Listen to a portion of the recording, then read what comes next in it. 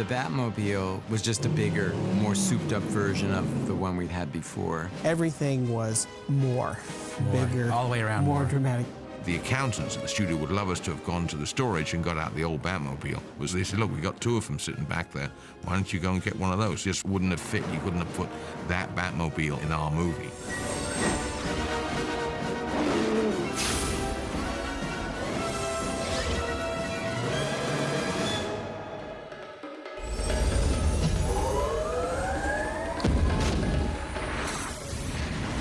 The Batmobile is fabulous. Don't leave home without it. I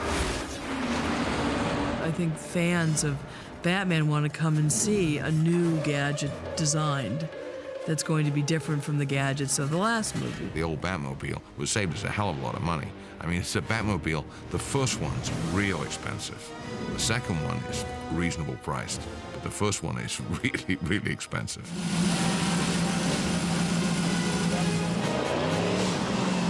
It all comes down to really how great your shop is, I think, with vehicles. And we use great guys at TFX. I got a call from Barbara. Barbara said, we're going to make another Batman. Can you believe it? You now know, oh, if I could do it one more time, I would do. It was a very lucky day that I met with a friend who said, Batman is starting up and they're looking for a vehicle designer. It started out to be based on classic 50s cars with big fenders. We spent a lot of time working out a shape that sort of morphs out of a bullet. So I think that was dropped at some point because the transition was just too crazy over the top. Can't believe I said that. The inspiration became more the silhouette, becoming something larger, becoming more of a sleek, almost kind of knife cutting through the night sky, so to speak. And the idea of being able to see the engine as something on its own. We gave them a drawing, they would digitize the drawing, and then we'd cut it out of foam as a miniature. And then I could reshape once they put that into clay, then look at the full scale with it. Barbara had a vision of this single-seat, open car. Let's make Batman part of the Batmobile. Let's see him sitting in there. So we put it in the center, as far back into the vehicle as we could, and made as long a vehicle. Longest in history, possibly. Yeah, we even cheated the front track so it's wider than the rear track so that it looked like it was this ominous thing that was coming at you and was never going to stop. It was also painted gloss black, and gloss black, is the worst color for showing imperfections in the surface. So a huge effort went into absolutely perfect vehicle surfaces. The car was really complex. It had a lot of different systems on it. It was basically a NASCAR chassis. The driver had his own fire system. On top of that, the flame system had its own CO2 purge system. Redundant electrical had 12-volt systems, 110-volt systems.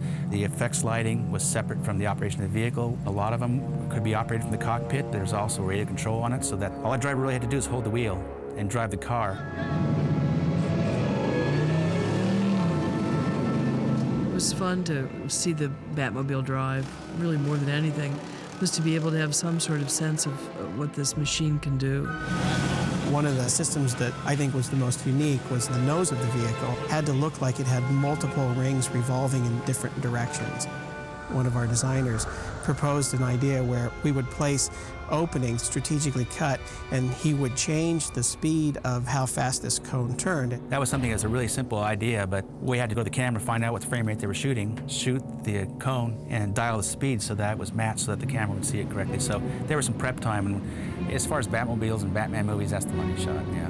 The lighting was also chasing the interior, a lot of electroluminescence paper, and it almost looked like a pinball machine in terms of all the different things that were going on there. But in terms of their function, they really didn't show up as something other than just in a couple of spots where he used it to communicate. Creating a flame that actually projects straight out is a challenge, and the way we solved it was we basically built mini rocket motors. We shot nitrous oxide as an oxidizer down the middle to oxidize the fuel so it wouldn't just wick out, it would actually burn. So they're pretty hot. We had to acquire special tires from Goodyear, and I had some contacts with Goodyear and asked them to cut bat tread in what's considered a prototype tire. They call them smooth mold tires. They're produced so that the tire companies can try out different treads. To some degree, I kind of regret it because the car was so spectacular in terms of the rest of it. Everybody always noticed the tires. When we roll it around, you can see that it would leave bats, bat trail. Little bats everywhere.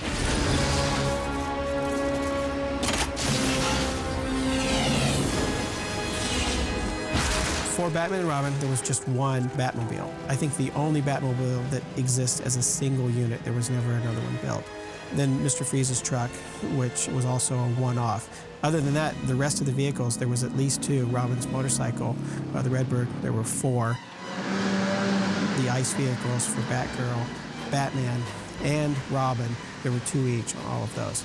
Primarily because there were a lot of stunts that were being performed, a lot of different setups that had to happen with those. And they had a similar theme. Batman always had the bigger, more luxurious, more elegant vehicle. Robin, for the street, had the Redbird, and then he had the Skiff, which was smaller. It was a snowmobile chassis with this enormous fan on the back. Charlie and I said, well, you know, we can simulate these vehicles driving on ice without actually going on ice. We can put tires and hide them on the snowmobiles. And we talked about where they race snowmobiles on asphalt, which is kind of a crazy sport, but they actually do it. And they replace the front skids with very small skateboard wheels. It saved us all a lot of anguish, I think. We had to put supplemental cooling systems on the snowmobiles because they cool by radiating the heat out onto snow that splashed up in the bottom plate. And we actually had to put radiators in them and all integrate them, but they converted over pretty well. They ran. Don't wait up, Al. The Redbird, the motorcycle, was a very sleek speed form in the beginning with a long tail. We kind of did a play on the furthest scale of Japanese bikes that would morph, and then putting in kind of the Robin symbol, the way the wings flap around on the sides of that, and that became a very exciting vehicle. The Batmobile on two wheels thing. And you turn, it was, you know, you're almost gonna fall over. This thing was like, I was afraid to drive it.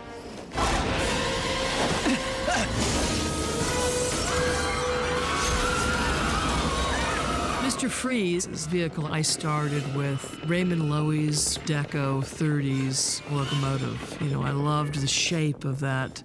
And we played with that and everything coming out of it, that it dug through things. We made it out of foam with about 6 layers of fiberglass on it for structure. And then we had some soft aluminum. We bought it in rolls and had it sent to a place where they actually applied adhesive on the back, self-peel adhesive. We cut off and actually applied to the surface and then pressed rivets and appeared like it was metal. But it's actually metal surface, but it was underlying was fiberglass. The other interesting thing was absolutely almost quiet because it was run by an electric motor. So it was this big silent silver shape, that shiny aluminum shape that looked like a locomotive. It was one thing to see it sitting there, but as soon as it started moving, wow. Lots and lots of neon, lots of LEDs, lots of chasing lights. The point that Barbara wanted to make is that there's an immense power or an immense complexity to this amazing piece of equipment that he drives around in. So to get that across in the nighttime... What do you have to work with other than lighting? So otherwise it's dark. It had to be massive, because the suit itself was massive. The first version we built didn't fit through the door. Oh, the door on the set. So we had to go back and start over and make another one. Narrow it up. The piece we had that we didn't use, we actually used for the punch the wall scene. We gutted it for that, so that worked out okay. Now!